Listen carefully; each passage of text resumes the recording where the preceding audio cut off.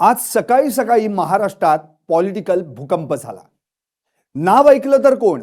चक्क सचिन अहिर. सचिन अहिरांनी उपसभापती पदासाठी अर्ज भरला, पण कुणाकडून? चक्क एकनाथ शिंदेच्या शिवसेनेकडून. म्हणजे माणूस ठाकरे सेनेचा आणि उमेदवारी शिंदे सेनेची. हे सचिन अहिर तर उद्धव ठाकरेंचे हनुमान. शिवसेना फुटली तरी ते ठाकरेंच्या दारात उभे राहिले आणि आज तेच हनुमान शिंदेच्या कृपेनं उपसभापती बनायला निघाले. ही घरवापसी की अपहरण? पाहुयात यावरचा हा स्पेशल रिपोर्ट. ठाकरेंना घरचा अहिर, ठाकरेंचा हनुमान शिंदेंनी पळवला. उपसभापती पदासाठी शिवसेनेकडून ठाकरेंचे सचिन अहिर. नमस्कार, मी संदीप आणि तुम्ही पाहताय LS मराठी. ठाकरेंच्या वाघाला अचानक काय झालं?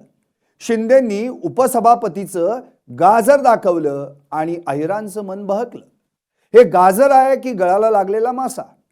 काल परवापर्यंत उद्धव ठाकरे ज्यांना माझे निष्ठावंत म्हणत होते तेच आज शिंदे सेनेत डेरे दाखल झाले. शिंदेंनी दाखवलं निष्ठेला पण किंमत असते उपसभापती पदाची. या राजकीय खेळीमागे एकनाथ शिंदेंचा डाव आहे तरी काय, सांगतो. आधी सचिन अहिरांचा आतापर्यंतचा राजकीय प्रवास जाणून घेऊ.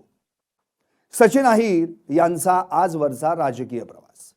1999 ला पहिल्यांदा आमदार, 2009 ला मुंबईचे महापौर, ठाकरे कुटुंबाशी घरचे संबंध. 2022 ला शिवसेना फुटली, पण अहिर ठाकरेंसोबत.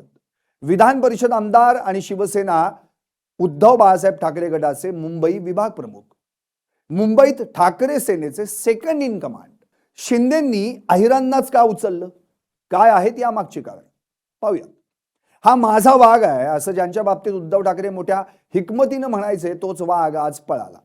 शिंदेंनी वरळीच्या किल्ल्याला सुरुंग लावला. वरळी तर आदित्य ठाकरेंचा बाले किल्ला आणि अहिर तिथले दादा. शिंदेंनी त्यांनाच फोडून आदित्य ठाकरेंच्या घरात भूकंप घडवून आणला. आम्ही गद्दार नाही, आम्हीच खरी शिवसेना असं म्हणणाऱ्या शिंदे सेनेनं अहिरांसारखा कट्टर ठाकरे निष्ठ फोडला आणि निष्ठावंतचा मुखवटा टराटरा फाडला. आता पुढची समीकरणं काय असतील? नीलम गोरेंचं काय? पाहूया. सचिन अहिर शिंदे गटात गेल्यानं आता 2029च्या विधानसभेत वरळीत आदित्य ठाकरे वर्सेस सचिन अहिर असा सामना रंगल्याचं पाहायला मिळेल. राहिला प्रश्न नीलम गोरेंचा. त्या तर आधीच शिंदे गटात आहेत, त्यांना मंत्रीपद देता येईल. आता एकंदरीत एका खुर्चीसाठी दुसरी खुर्ची, फक्त आदला बदली. थोडक्यात काय तर नीलम गोरे यांना प्रमोशन मिळणार आणि अहिरांना लिफ्ट. एकूणच काय तर सचिन अहिर फुटले की पळवले हे कळेलच.